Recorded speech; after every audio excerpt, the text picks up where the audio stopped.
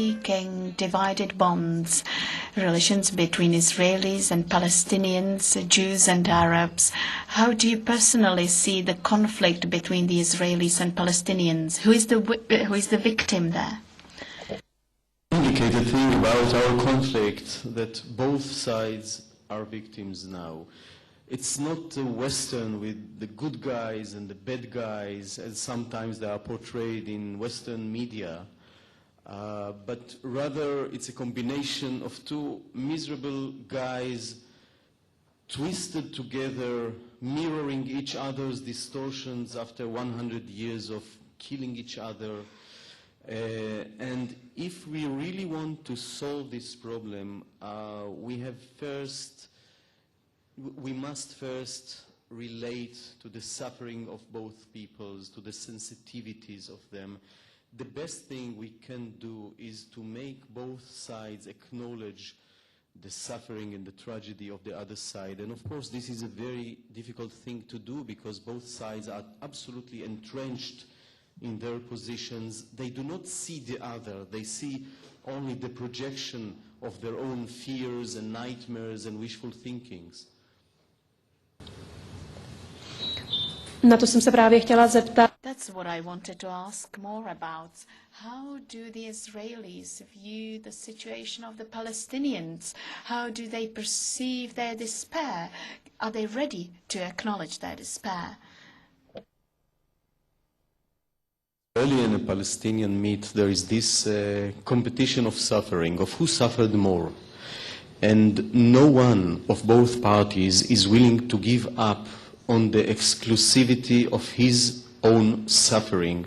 This is maybe the most difficult thing to achieve when you have a dialogue with the Palestinians, as sometimes I or my colleagues had in the past and have today, is to make the other side acknowledge that you also suffered. It's very difficult to get it. And of course, it's almost far-fetched to think about the possibility of asking for a kind of apology from the other side. Of course, Israelis, what they see mainly is their own tragedy. The Palestinians see only their own tragedy. I think maybe this is the role of people, of writers, of intellectuals, to remind both sides that the other one has his own justice, his own suffering, his own story. This is the most important thing, to remind the people that also the other side has his own story. And that's what myself and my colleagues, what we try to do in the last 40 years almost. Mnoho lidí soudí, že Izrael. A lot of people believe that the Palestine and Israel are not in conflict of two religions, but rather two nationalistic conflicts that they're under. Do you agree with that? Well, I would love to agree with that, but I think the situation is much more complicated, and questions of religion and of nationalism are so intertwined now in the Middle East that they are almost inseparable. What I'm afraid is that if we do not have a political solution, a down-to-earth solution about territories, about who gets what and who lives where, then gradually we shall see more and more terror, more and more harshness of occupation. That would lead to more and more frustration of people on both sides. And when people are frustrated, they immediately turn to religion. Now, if the conflict will become more and more religious, it is more and more hopeless, because religion tends to talk in total terms. Religious people are not going for concessions, especially not in our area. What we try to do, for example, in the Geneva Accord, this agreement between a group of Israelis and a group of Palestinians, and I'm very proud to be part of the Israeli group who formulated this agreement. What we tried to do is to bring the conflict down to earth, to bring it to the practicalities, to practical questions. about the lines of the borders, about how many soldiers will be here and how many Palestinian policemen will be there. And it looks very dry and practical, but this is the only way to neutralize the explosives of religion. Vy už jste řekl, že na cestě ke smíření I've already said that on the way to reconciliation you have to bring in writers and authors.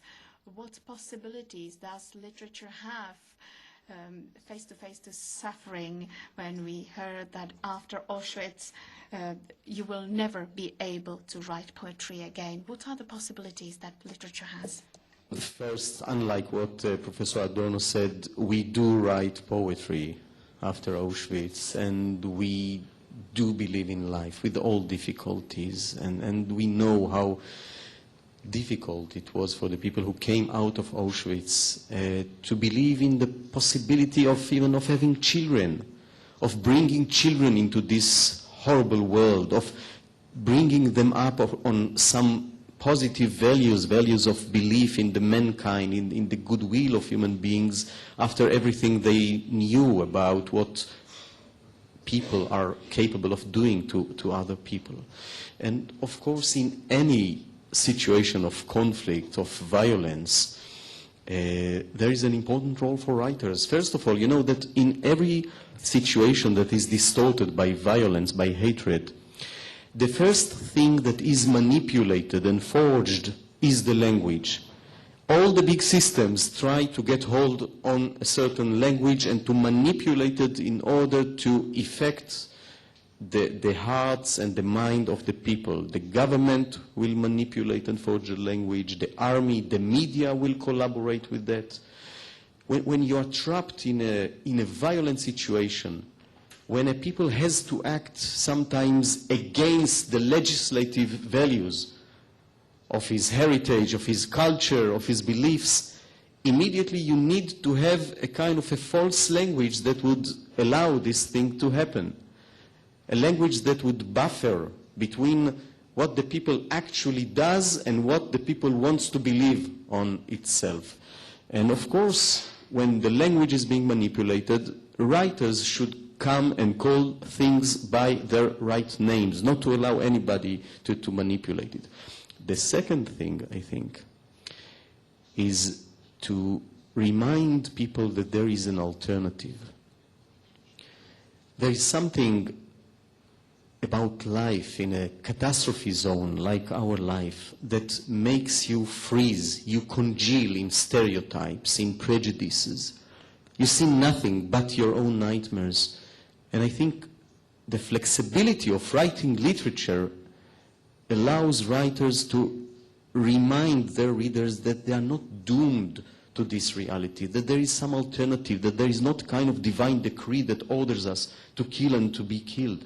And of course, the flexibility of changing points of view. You know, if you ask me to write a novella about this evening here, so I will write it from your point of view and from the point of view of this lady there and from the point of view of the husband of this lady to whom she will tell the story of this evening tonight when they meet. And I'll try to envelope the situation from as many points of view as possible. Because this is what creates a story, the multi-layeredness and the complexity of it. Now, the curse of a situation like ours is that people look at it in a very superficial way. You look at it usually as you heard about it in the last news magazine on the CNN. But it's not the real reality. And for that, you have to have people who are by nature almost. They want to see it also from the point of view of the other, sometimes of the enemy. You know, I wrote several books trying to understand how the Palestinians regard our conflict. Now, it's something that I felt unconfident about, to give up on my very well-established position as an Israeli, as a Jew, and to look at our conflict from their point of view. And suddenly I saw totally different nuances about that. And it did not weaken my Israeliness. On the contrary, it just made my Israeliness more complicated and more enriched. moderní čeští Modern Czech writers do not write too much about political issues. Does your society require you to be the conscience of the nations and to comment on politics, or are they asking you just to write fiction and nothing else? Well, you have to understand that in the Jewish tradition, there is a special role for the writer. Writers were always the avant-garde, and the governments came much, much later. But of course, I think what a writer should do first and foremost is just to tell a good story. And I totally understand writers in Israel who writes nothing about the conflict. And I tell you frankly, I wrote several books about the conflict or about the Shoah, about the big questions.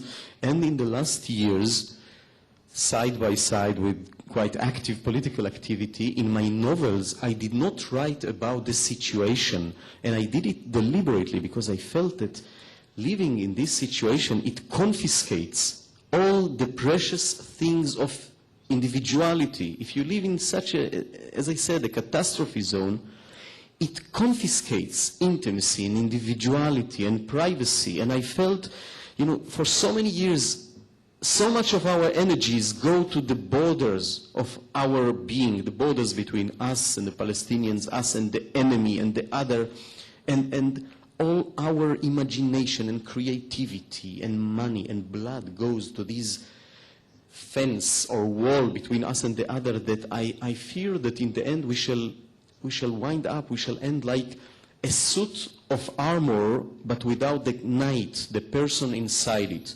And I want that in my literature, I want to touch and to talk about the man inside the suit of armor. I want to understand how life in such a reality affects individuality. I feel that writing in such a reality is to reclaim individuality from this horrible situation.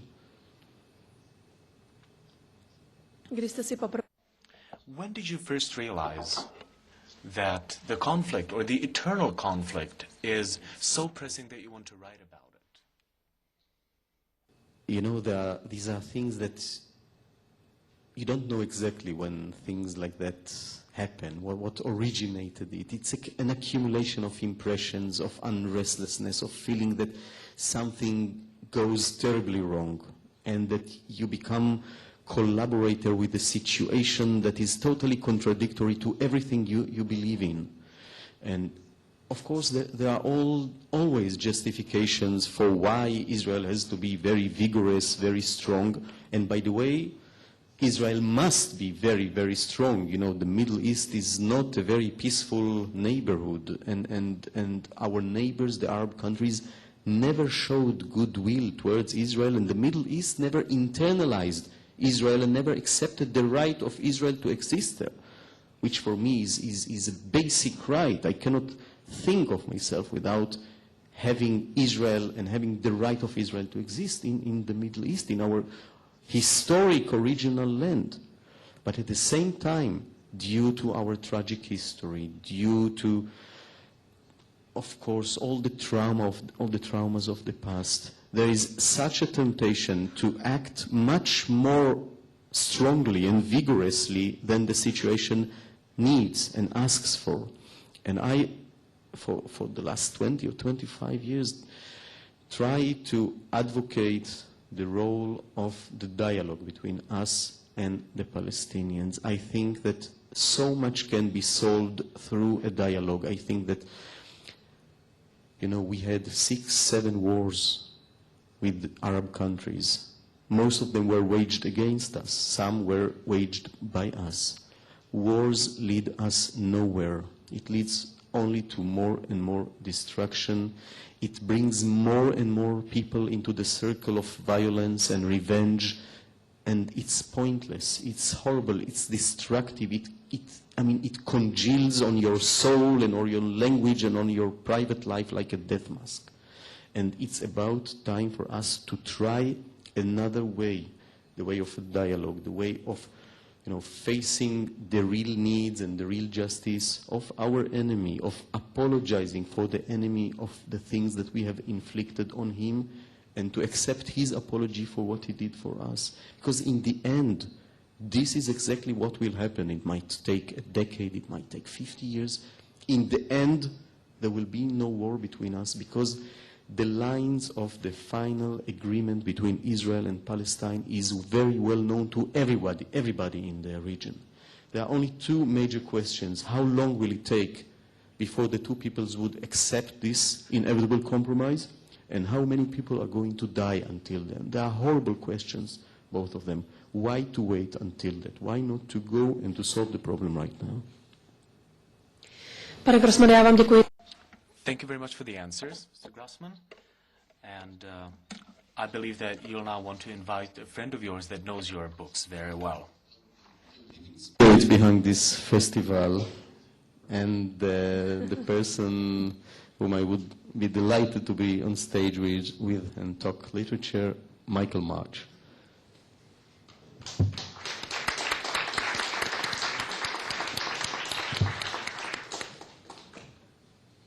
Hello. And David, I hope you brought your sleeping bags, by the way. Because we asked David to read from all his books. 10 minutes, no more than that.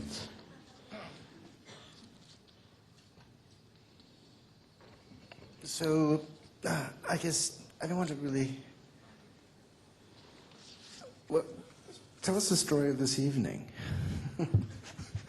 I'll tell you a story. I'm not sure it's about this evening. I'll tell you a story about Be My Knife. It's a book that's not available in the Czech language. And, maybe I'll read for a minute, not more than that, in Hebrew. Later I'll read for 10 minutes in English, so you'll get the impression of what this book is all about.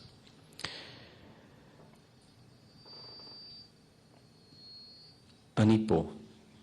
כל העולם ישן הס. נם רוצח, נם אנס, ורק אני לילה שלם סביבך מרים, ופוחד לספר לך מה עוד עשיתי. רק תגידי אם את כבר מתחילה להרגיש משהו, מתהפכת מתוך שינה, לא מסוגלת להבין מה מציף אותך. זה אני, זה הטירוף שלי מתחיל להשפיע עלייך, מקציף אלייך גלים. טקס דתי לי מהדרי ניהלתי סביבך הלילה, 7 פעמים סובבתי את יריחו. איך לא שמעת אותי מחרחר? עד עכשיו שנים לא רצתי ככה, מאז הטירונות. הגוף הזה, השחיפי, המנוון, הוא כבר מזמן הבין שתענוגות גדולים לא יוצאו לו מהקשר איתך. אבל רציתי שהוא יסבול. תשמעי. רצתי סביבך, ראיתי את הבית שלך מ4 צדדיו, גם את השער החלוד והאופניים שנשענים על העץ הגדול בגינה, וסוכת הבוגנביליה. הבית שלכם קטן מאוד, נראה כמו צריף מצופה אבן, הוא מוזנח קצת.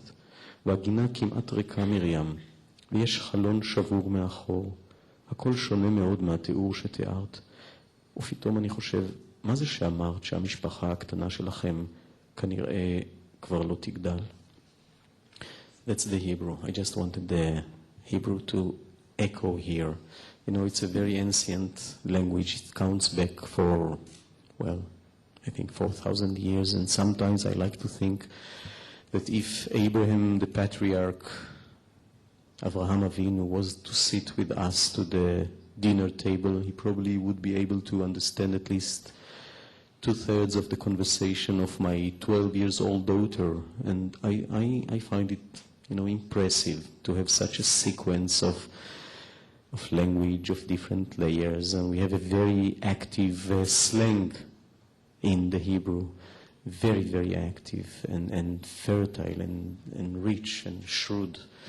Now, I would like to read for you from Be My Knife. And Be My Knife, I think the most appropriate place to read from this book is here. I'll just close that down because I heard myself already once. Okay. Be My Knife is a paraphrase on something that Kafka wrote to Milena here in Prague. And he wrote her, Love means that you will be the knife with which I'll dig in my soul. Love is that you will be the knife with which I'll dig in my soul. And Kafka, of course, tried to make Milena into his knife, but, well, maybe Kafka was enough knife for himself. Maybe he did not need another person to be his own knife. In my story, there are a man and a woman. Yair is the man and Miriam. They are both married to other spouses. Yair sees Miriam for a split of a second in a reunion party at school, and his heart flies out for her, and immediately he falls in love. Maybe he does not recognize it at first sight. It takes him some time. But he starts to send letters to her, and he even does not dare to hope that she would respond. Of course, he wants her to respond.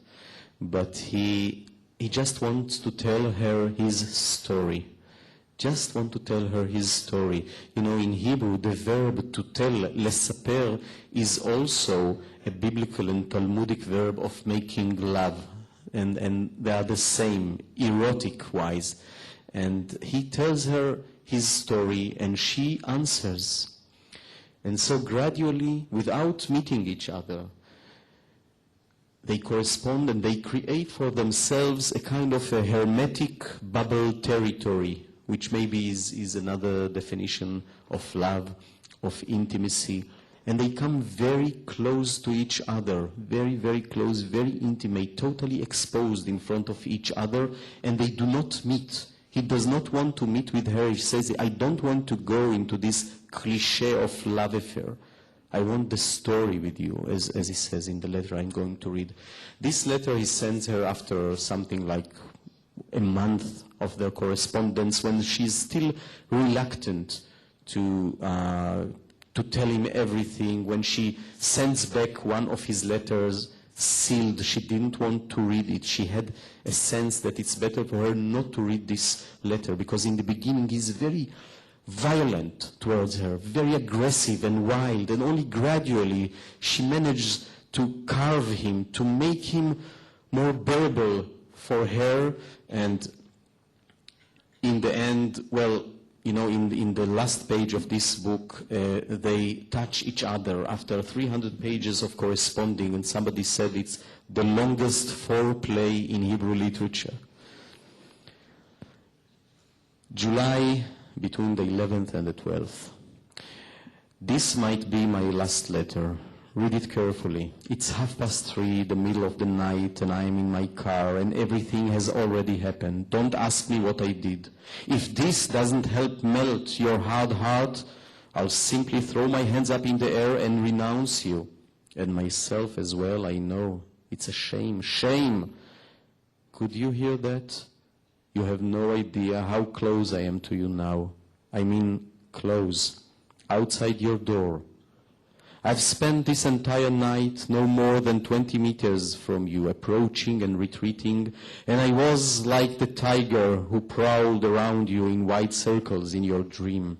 But I am a tiger losing his mind from the despair of not devouring you in the one way he is used to. Miriam, I ran around you tonight. That's it. 7 times around your house, on the little road surrounding your group of houses. Your success in releasing me from my own mind in this way, you will soon hear how. Cigarette. My head is like a hive. The car stinks. Smoke sticks in arabesques to the windshield. Just thinking that I am so close to your kitchen from which you write to me. So close to the fluorescent light that trembles a little, the wooden owl on which you write all your to-dos and immediately forget, even to your gecko, Bruria, who comes down to do her work exactly at midnight. I'm here. The whole world is sleeping. Shh, rapists snuggling, murderers cuddling in their beds, and only me in the whole night around you. I'm scared to tell you what else I did. Just tell me, are you starting to feel something? Are you turning and tossing in your sleep, incapable of understanding what is flowing up within you? It is me. My madness is starting to affect you, foaming in waves around you. I practice a pure religious ceremony around you tonight. I circled Jericho 7 times tonight. How did you not hear me gasping for breath? I hadn't run like that in years, not since military training. My body, which understood long ago that great pleasures wouldn't come to it from our association, but I wanted it to suffer. Hear me. I ran around you. I saw your house from all four sides, including the rusty gate and the bicycle that is leaning on the big tree in the yard and the bougainvillea shade. Your house is very small. It looks like a cabin covered in stone, a little run down. The garden is almost bare, Miriam. There is one window broken in the back. Everything is very different from how you described it. And suddenly I think, what was it you said about your little family most likely not expanding? And at one point a light turned on in your house and my soul almost left my body in fear and hope that it was you. How I prayed it was you standing in the window looking out into the darkness. Who is running like this? My God, I can't believe it. I must be dreaming. And you would suddenly understand. In one look, you would see everything I am.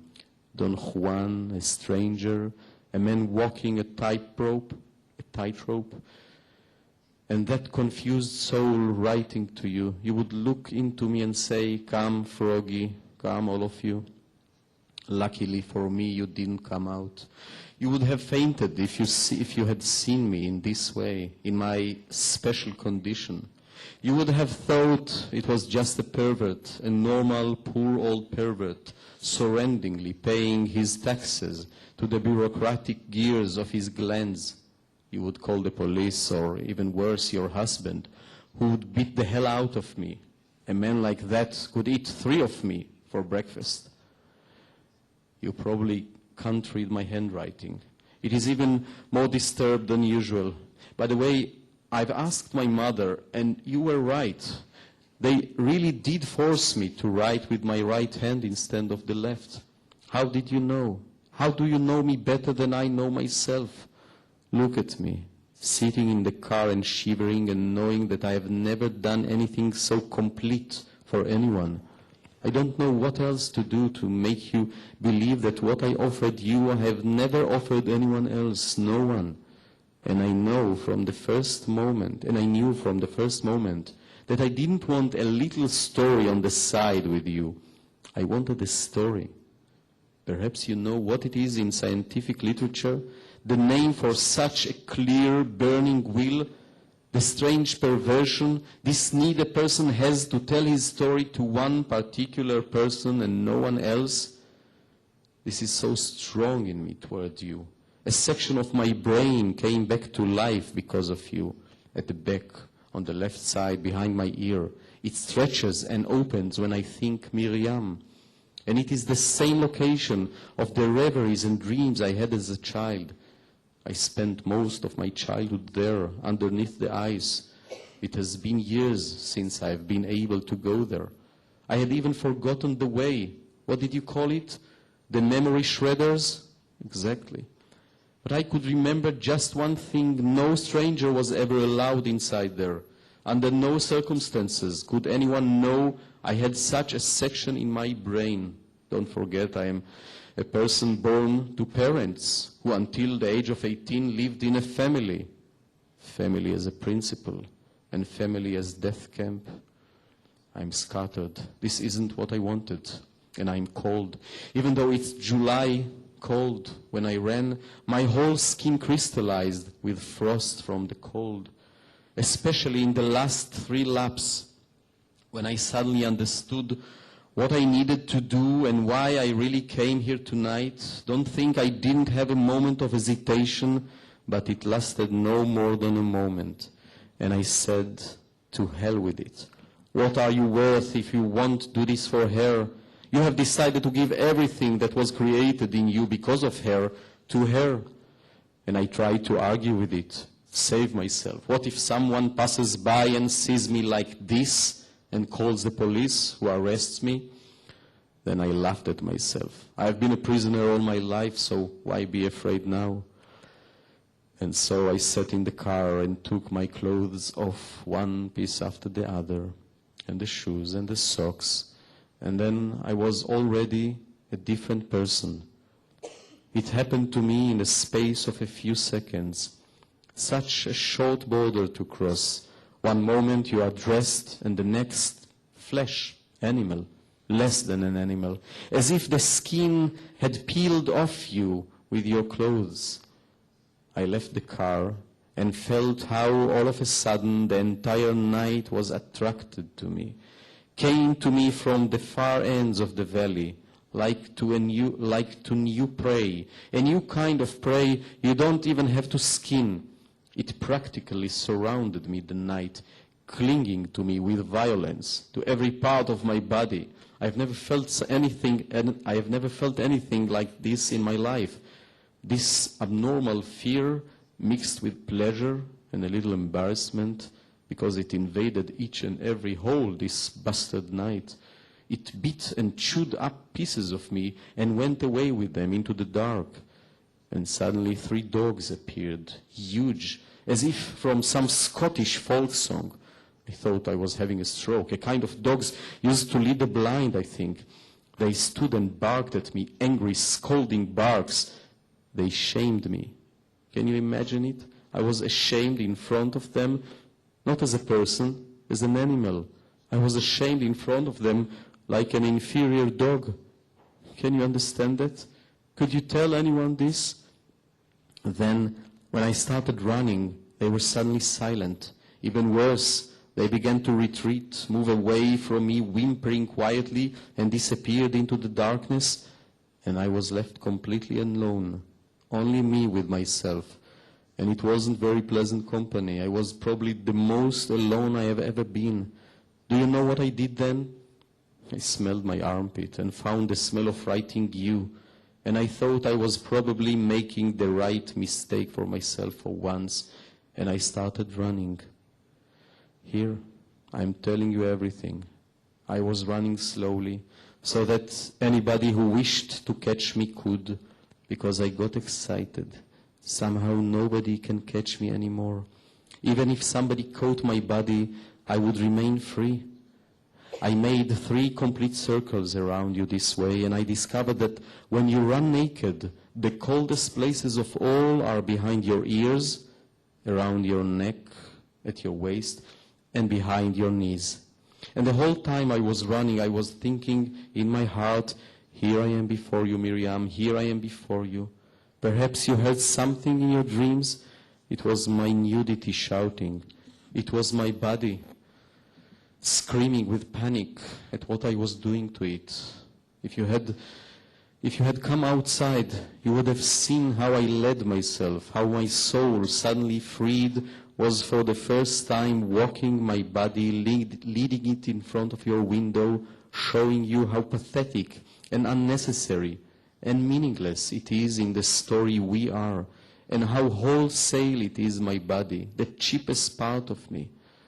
And already in the first few naked steps, I felt it happen. I am finally freed. Suddenly I am just my soul flying free and thin and glowing. It returned.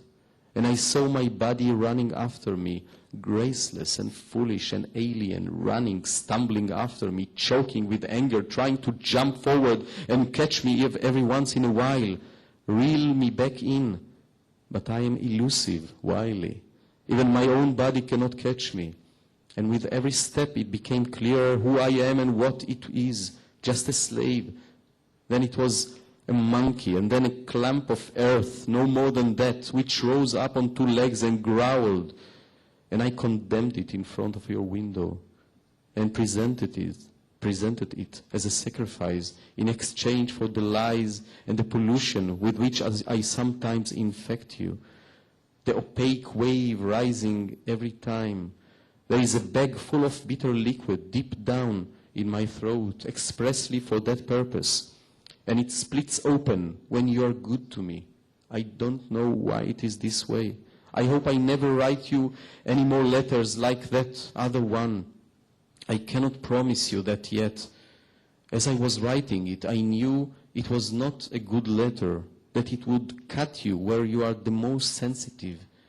You were right not to open it. It is good thing you have such a sixth sense about me. But you should know that I wrote it in this way also on purpose, to hurt you, Miriam, scratch you, splash around in it in front of your eyes, and to prove to you. That's it, Miriam. That's the bitter, shitty seed. To prove to you, for instance, that I'm still free of you. Yes, that I'm still capable of quickly returning to who I was before you, the person who has not yet been diluted by a single drop of you. To take revenge on you a little for my own traitorousness, and also because of this mad reversal that I continuously feel as if you are somehow more loyal to me than I am. Yair, just one more minute. Yesterday, before I left, I read Tales from Moomintroll's Valley to Ido as I was putting him to sleep. I don't know if you know it. I read him the part where Moomintroll, one of the creatures, hides in a big hat that completely transforms his shape. All his friends playing with him run away in fear. Then Moomintroll's mother enters the room.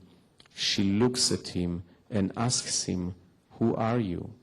He begs her with his look to recognize him, because if she doesn't know him, how will he live? Then she looks at this creature who doesn't at all resemble her beloved child, and she says quietly, "It's my Moomintroll." All of a sudden, a miracle. The way he looks changes. The stranger peels off and drops away from him, and he returns to being himself. Now, it's all up to you, Miriam. I'm leaving the matter in your hands. Thank you. David Grossman. David.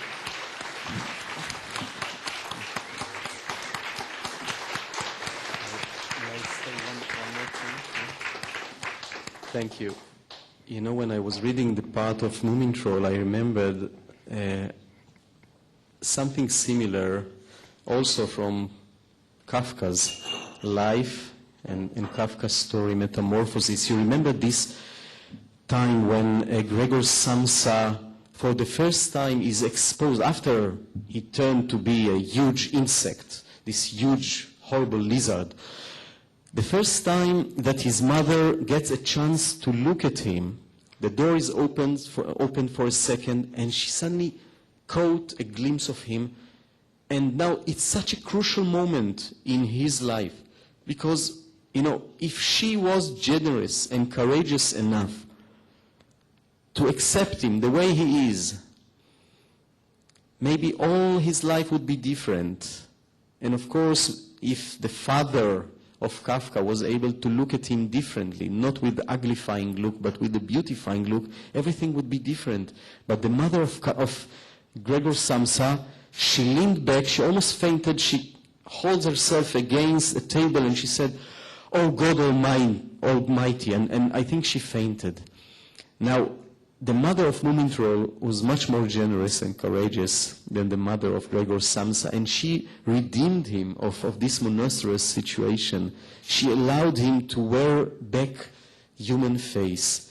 And I think about this quite often as a father, as a parent. How many times we do not have the generosity or patience to look at our children as they need to be looked at, as they deserve to be looked at, and how much damage we create, you know, sometimes by a mistake of a moment, when we just give them a mocking smile, or when we make fun of something they said, or when we do not read them as they deserve to be read, when we do not understand them the way they deserve to be read, when we do not approve them as they need to be approved, especially by us, the parents. So there are some others in the audience. You want to tell me that there are more than 5 people here? Yeah, okay. 6. I only know 2 Jewish jokes, but I'm not going to tell you now. You think these children are... That was a Jewish joke, yeah. you don't What's the think second one? these children are a little bit oversensitive?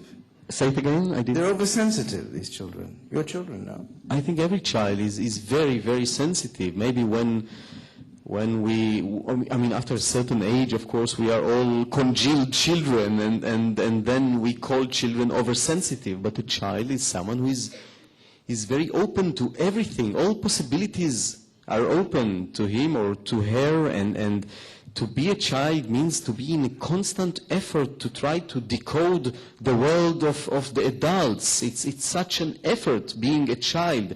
So many things are not taken for granted. You know, what does it mean that after the summer vacation my best friend is one head taller than myself? How could it be? What went wrong? What does it mean that grandfather suddenly disappears and grandmother is very sad and crying and all the people are whispering around?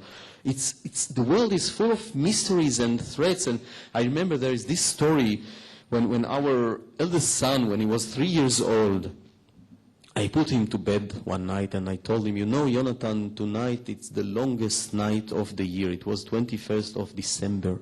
And I covered him and kissed him goodbye and I went to do my business. Now I think at first light, at dawn, he bursted into our room and he was all sweat and his hair was like that. And he said, Daddy, Mommy, it's over. This night is over. You know, for him, unlike us, it is not taken for granted that the sun would rise tomorrow. I mean, we have this illusion. We want to believe in that because the sun rose for some thousandth time. Nobody really promises, guarantees us that it will repeat itself tomorrow. But he, as a child, he could not benefit from any shield of illusion, of wishful thinking, and not even of science.